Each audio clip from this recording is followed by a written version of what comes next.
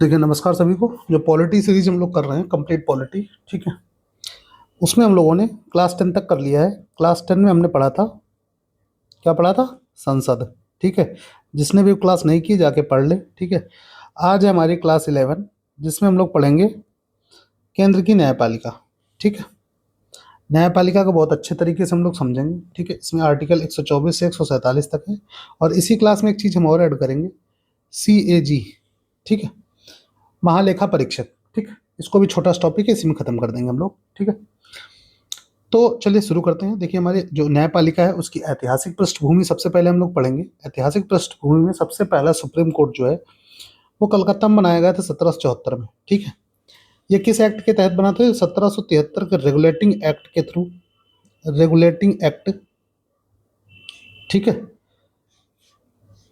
के थ्रू ये बनाया गया था। 1774 में इसकी स्थापना हुई थी, ठीक है। इसके बाद अन्य सुप्रीम कोर्ट दो और बनाए गए, जो कि 1800 में मद्रास बनाया गया और 1823 में बॉम्बे बनाया गया, ठीक है। ये तीन सुप्रीम कोर्ट थे। सबसे पहले हमारे यहाँ जो न्यायालय बनाए गए वो सुप्रीम कोर्ट बनाए गए, ठीक है। फिर 1861 में एक अधिनियम आया, हाई कोर्ट अधिनियम। क्या आया? 1861 में हाई कोर्ट अधिनियम आया, जिसके द्वारा इन तीनों सुप्रीम कोर्ट्स को, कलकत्ता, मद्रास और बॉम्बे को रद्द कर दिया गया, ठीक है। जब इनको समाप्त कर दिया गया तो 1862 में 303 नए हाई कोर्ट की स्थापना की गई, ठीक है।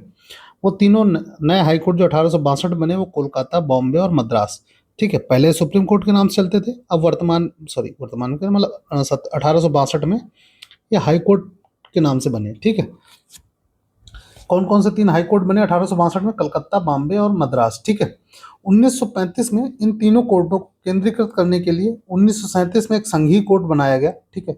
उस संघीय कोर्ट के मुख्य न्यायाधीश जो थे वो थी मोरिस गवेयर जो इसके मुख्य न्यायाधीश थे, और इसमें दो अन्य न्यायाधीश थे, ठीक है। दो अन्य जज थे। मुख्य जज तो थे, मतलब चीफ जस्टिस जो थे वो मोरिस गवेयर थे, ठीक है। उसके बाद इस संघीय कोर्ट ने 26 जनवरी 1950 को सुप्रीम कोर्ट की स्थापना की। कब? 28 जनवरी 1950 में कार्य प्रारंभ किया इसने। 26 जनवरी 1950 को सुप्रीम कोर्ट की स्थापना हुई, कहाँ पे? दिल्ली में, ठीक है। और 28 जनवरी 1950 में 28 जनवरी से इसने अपना कार्य प्रारंभ कर दिया, ठीक है। अब देखिए, आर्टिकल हमारा जो पहला आर्टिकल चलता है यहाँ से, आर्टिकल 124 का फर्स्ट जो है उसमें स्थापना और संरचना की बात की गई है, ठीक है। कहेगी न्यायालय की स्थापना और संरचना की बात की गई है, ठीक। इसमें देखिए, जो इसका प्रारंभ हुआ था, ठीक, तो वो 7+1 जज से हुआ था, जिसमें एक चीफ जस्टिस ऑफ इंडिया थे, जो कि थे हीरालाल जे कानिया, ठीक। ये पहले सुप्रीम कोर्ट के जो है चीफ जस्टिस थे। क्या नाम था इनका? हीरालाल जे कानिया, ठीक है। तो 7 अन्य जज थे, एक प्रमुख जज थे। वर्तमान में इसमें जो है 33+1 है, मतलब एक प्रमुख जज है और 33 अन्य जज हैं, ठीक है। वर्तमान में संजीव खन्ना है, 91 है। एक बार आप इनको गूगल कर लीजिएगा, अपडेटेड है कि नहीं। मेरे हिसाब से अपडेटेड है 51 अभी, ठीक है। 91 में संजीव खन्ना, ये चीफ जस्टिस ऑफ इंडिया है, ठीक है। वर्तमान में total chief justice, supreme court में जज कितने हैं? 34, ठीक है। जिसमें चीफ जस्टिस है संजीव खन्ना, 51 नंबर के। 124 का 2 कहता है जजों की नियुक्ति किसके द्वारा होगी? राष्ट्रपति द्वारा होगी। सलाह किससे लिया जाएगा? ये कोलेजियम होगा, ठीक है। कोलेजियम होगा, उसके सलाह पर राष्ट्रपति द्वारा चीफ जस्टिस या फिर अन्य जजों की नियुक्ति की जाएगी, ठीक है। अब देखो कोलेजियम क्या होता है। कोलेजियम को मैं आपको बता दे रहा हूँ, ये 5 वरिष्ठतम जजों की एक समिति होती है, ठीक है। जो 5 वरिष्ठतम जज होंगे, तो सुप्रीम कोर्ट, मान लो अगर किसी सुप्रीम कोर्ट के चीफ जस्टिस को सिलेक्ट करना है, ठीक है, को चुनना है, तो SC सुप्रीम कोर्ट का ही कोलेजियम उसमें काम करेगा, ठीक है। कोलेजियम काम करेगा, ठीक है। इसकी सलाह पर सुप्रीम कोर्ट के चीफ जस्टिस ऑफ इंडिया का चुनाव, मतलब एक प्रकार से कहोगे नियुक्ति होगी, ठीक है। नियुक्ति करेगा कौन? राष्ट्रपति। कोलेजियम समझ में आ गया क्या होता है? ये 5 वरिष्ठ न्यायाधीशों का एक ग्रुप होता है, ठीक है, जिसकी सलाह पे काम किया जाता है। और सबसे पहले कोलेजियम जो है 1993 में बनाया गया था, ठीक है। चलिए, 124 का 3 कहता है सुप्रीम कोर्ट के जज बनने की योग्यताएं। योग्यताएं क्या है? भारतीय होना चाहिए, आयु 65 वर्ष से अधिक ना हो, मिनिमम कुछ भी हो सकती है, या तो 5 वर्ष तक जज रहा हो या 10 वर्ष तक वकील रहा हो, ठीक। हाई कोर्ट में वकील है, नहीं लोअर कोर्ट में हो या फिर किसी सेशन कोर्ट में हो, ठीक है। अगर 5 वर्ष तक जज रहा हो तो वो सुप्रीम कोर्ट का जज बनाया जा सकता है, या फिर 10 वर्ष तक कम से कम हाई कोर्ट में वकील के तौर पर प्रैक्टिस की हो उसने, ठीक है। और राष्ट्रपति की नज़रों में कानून का अच्छा वक्ता हो, ठीक, क्योंकि हमारे महामहिम राष्ट्रपति जो हैं वो उसको अच्छी तरीके से जानते हों कि वो बहुत अच्छा कानून का ज्ञाता या वक्ता है, ठीक है, तभी आप जज बन सकते हैं, ठीक है। 124 का 4 कहता है सुप्रीम कोर्ट के जजों को हटाने की प्रक्रिया, देखो इसमें आधार, दो आधार होते हैं, एक साबित कदाचार होता है, एक असमर्थता होता है, ठीक है, या तो साबित कदाचार हो जाए या फिर जज साहब असमर्थ हो जाए, ठीक, दो में से कोई एक काम होना चाहिए। इसका प्रक्रिया जो है संसद के दोनों सदनों से विशेष बहुमत से पारित कराना। विशेष बहुमत मैं आपको बता चुका हूँ 2/3 होता है, ठीक है। अगर 100 मान लो 100 सांसद मौजूद हैं तो उसमें से 100 में से 2/3 चाहिए, ठीक है। अगर इनकी वोट मिल गई तो ये विशेष बहुमत होगा। तो हटाने की प्रक्रिया जो है दोनों सदनों में विशेष बहुमत से पारित कराना पड़ेगा विधेयक को, ठीक है, तब इनको पद से हटाया जा सकता है। 124 का 5 कहता है असमर्थता तथा साबित कदाचार का उल्लेख। ये आर्टिकल 124 के 5 में इसका उल्लेख किया गया है कि असमर्थता कब होगी और साबित कदाचार कब माना जाएगा, ठीक है। तो इसके बारे में ज़्यादा डिटेल में पढ़ने की हमें जरूरत नहीं है, ठीक है, इतना ही पर्याप्त है। एक बहुत ज़्यादा पूछेगा तो 124 का 5 पूछेगा तो आपको उस इतना बता देना कि असमर्थता और साबित कदाचार का उल्लेख है इसमें, ठीक है। इससे ज़्यादा जानकारी की जरूरत वनडे एग्जाम के लिए नहीं है।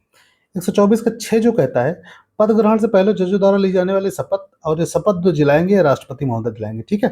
अगर राष्ट्रपति अनुपस्थित है तो इनकी अनुपस्थिति में राष्ट्रपति द्वारा नियुक्त कोई भी व्यक्ति दिला सकता है, ठीक है, ध्यान रखिएगा। 124 का 7 है सुप्रीम कोर्ट से रिटायर्ड जज सुप्रीम कोर्ट के अलावा कहीं और न्यायिक कार्य नहीं करेंगे। देखो सुप्रीम कोर्ट से जो जज रिटायर होगा वो सुप्रीम कोर्ट के अलावा कहीं और न्यायिक कार्य नहीं करेंगे, ये चीज कंपलसरी है।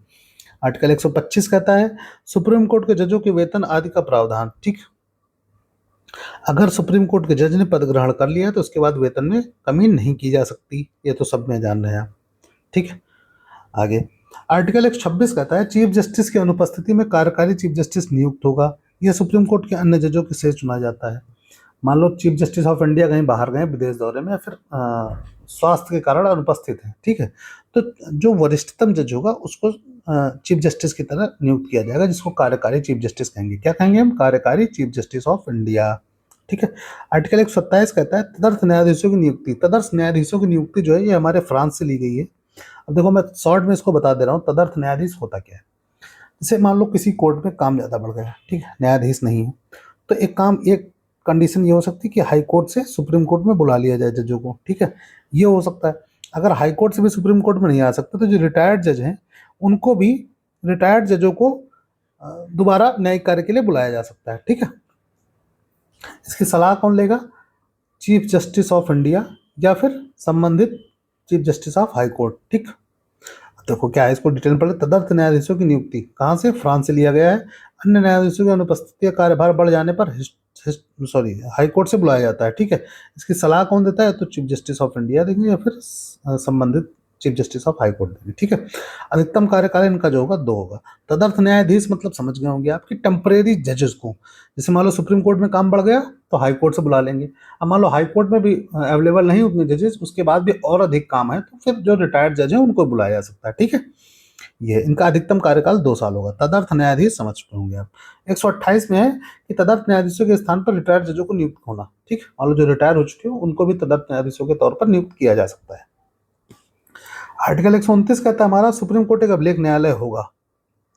मतलब सुप्रीम कोर्ट एक अभिलेख न्यायालय का मतलब ये है कि सुप्रीम कोर्ट ने जो निर्णय ले लिया वो कानून होगा, ठीक है। इसका सीधा सा मतलब ये है। आर्टिकल 130 कहता है सुप्रीम कोर्ट का स्थान, सुप्रीम कोर्ट होगा कहाँ पे? हमारे यहाँ पे दिल्ली में है, ठीक है। देखो इसके 3 कंडीशन बनते हैं। सुप्रीम कोर्ट या तो संसद के पास हो या राष्ट्रपति भवन के पास हो या राजधानी क्षेत्र में हो, ठीक। तो हमारे यहाँ अगर देखेंगे तो हमारे यहाँ तीनों साथ में पास में ही, ठीक है। तो दिल्ली हमारा मुख्यालय पड़ता है, राजधानी भी है, ठीक, तो राजधानी कह सकते हैं। राष्ट्रपति भवन भी वहीं बगल में, संसद भी वहीं बगल में। ये तीनों में से किसी एक के पास होना चाहिए, ठीक है। चलिए सुप्रीम कोर्ट का क्षेत्राधिकार देखते हैं हम लोग। प्राथमिक या वास्तविक क्षेत्राधिकार। आर्टिकल 131 कोई भी मामला सीधा सुप्रीम कोर्ट में जा सकता है। कौन सा मामला? अब ये देख लीजिए। मौलिक अधिकारों का उल्लंघन हो जिसमें, वो मामला।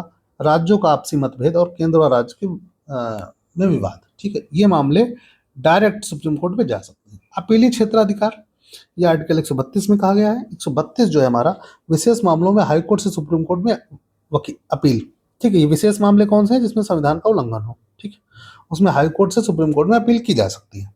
आर्टिकल 133 कहता है सिविल मामलों में हाई कोर्ट से सुप्रीम कोर्ट में अपील, ठीक है। आर्टिकल 134 कहता है आपराधिक मामलों में हाई कोर्ट में सुप्रीम कोर्ट में अपील, ठीक है, ध्यान रखिएगा। तो 132 क्या है, विशेष मामले। विशेष मामले कौन से होंगे, संविधान उल्लंघन के, ठीक है, इससे हाई कोर्ट से आप डायरेक्ट सुप्रीम कोर्ट में अपील कर सकते हैं। और सिविल मामलों में हाई कोर्ट से सुप्रीम कोर्ट में अपील, आपराधिक मामलों में हाई कोर्ट से सुप्रीम कोर्ट में अपील, ये आर्टिकल 134 कहता है। उसके बाद 35-36 उनसे इंपॉर्टेंट नहीं है। आर्टिकल 37 जो है 137, इसमें कहा गया है न्यायिक पुनः अवलोकन, ये अमेरिका से लिया गया है, ठीक है, इसको देख लेते हैं, ये इंपॉर्टेंट है हमारा, ठीक है। जब न्यायालय के द्वारा कोई निर्णय दिया जाए तथा बाद में यह पाया जाए कि वह पुनः अवलोकित किया जाए क्योंकि संविधान की दृष्टि में वह ठीक नहीं है, दिए गए किसी भी निर्णय को संविधान के संदर्भ में देखना, ठीक, यही है न्यायिक पुनर्अवलोकन, ठीक। क्या है कि मान लो कोई भी निर्णय दिया जा चुका है, ठीक है, उसके बाद उसमें पाया जाए कि नहीं उसमें कुछ कमी है तो उस निर्णय को दोबारा बदला जा सकता है, यही है न्यायिक पुनः अवलोकन, ठीक। 137 वेरी इंपॉर्टेंट क्वेश्चन है क्योंकि ये कम से कम नहीं तो हर दूसरे पेपर में आता है, ठीक है। आर्टिकल 140 देखिए, न्यायालय की सहायक शक्तियां, ठीक, न्यायालय की सहायक शक्तियां। आर्टिकल 141 सर्वोच्च न्यायालय की सर्वोच्चता। देखो सबसे टॉप पे हमारा सुप्रीम कोर्ट, फिर हाई कोर्ट, फिर जो ये आपके सेशन कोर्ट या फिर लोअर कोर्ट जो डिस्ट्रिक्ट कोर्ट कह सकते हैं हम लोग, ठीक है। आर्टिकल 143 में है राष्ट्रपति का परामर्श की शक्ति प्राप्त है। राष्ट्रपति चाहे तो किसी से भी परामर्श ले सकता है, वह सुप्रीम कोर्ट किसी भी न्यायालय से, हाई कोर्ट के मतलब सुप्रीम कोर्ट से या फिर किसी भी हाई कोर्ट से या फिर किसी भी जज से, ठीक है, राष्ट्रपति परामर्श ले सकता है, ये 143 में कहा गया आर्टिकल 143 में। उसके बाद आर्टिकल 147 में कहा गया भारतीय न्याय व्यवस्था में यदि किसी मामले को लेकर अतिरिक्त संदर्भ लेने की जरूरत पड़ती है तब वह 1935 अधिनियम 1947 अधिनियम से ले सकता है, ठीक है। देखो न्याय व्यवस्था में अगर कुछ भी अतिरिक्त संदर्भ लेने की जरूरत पड़ सकती है तो जो अधिनियम 1935 और 1947 का अधिनियम रहा उससे लिया जा सकता है, ठीक है। तो ये हमारे सुप्रीम कोर्ट कह सकते हैं, इसको हम लोग सुप्रीम कोर्ट पढ़ लिए, ठीक है, केंद्र की न्यायपालिका। अब देखिए कैग भी इसी में हम लोग खत्म कर देते हैं, लोक सेवा लोक लेखा परीक्षक, ठीक। लोक लेखा परीक्षक जो होता है आर्टिकल 148 से 151 3 गो आर्टिकल है इसमें। देखो आर्टिकल 148 में कहा गया है महालेखा परीक्षक के पद का उल्लेख है, महालेखा परीक्षक के पद का उल्लेख है, यह सरकार के खर्चों का ब्यौरा रखता है, ठीक, जो भी सरकार के खर्चे होते हैं उसका ब्यौरा रखता है। प्रथम जो व्यक्ति रहे ये वी नरहरि राव रहे और वर्तमान में संजय मूर्ति से, ठीक है। इनकी नियुक्ति जो होती है राष्ट्रपति द्वारा की जाती है, सलाह प्रधानमंत्री और मंत्रिपरिषद से ली जाती है, ठीक है। ये एकल सदस्य निकाय है, ये अपना कोई असिस्टेंट नहीं नियुक्त कर सकते हैं, ये चीज ध्यान रखिएगा, ठीक। महालेखा परीक्षक अपना कोई असिस्टेंट नहीं नियुक्त कर सकते हैं क्योंकि ये एकल सदस्य निकाय है, ठीक है। आर्टिकल 149 है कार्य के कर्तव्यों व कार्यों का उल्लेख है, ठीक। गैर संवैधानिक पद है, ठीक, गैर संवैधानिक पद है CGA, ठीक। ये इनके द्वारा बनाया जाता है, किसके द्वारा, कैग के द्वारा, क्योंकि इनको अपना असिस्टेंट चाहिए होता है जो कि संविधान में दिया नहीं गया, तो ये CGA बना लेते हैं, ठीक, गैर संवैधानिक पद है। इनके कार्य क्या है, प्रत्येक विभाग प्रत्येक राज्य का लेखा रखना, ठीक है, जो भी प्रत्येक विभाग का या फिर प्रत्येक राज्य का लेखा रखना, रिकॉर्ड अपने पास रखना है इनको, ठीक है।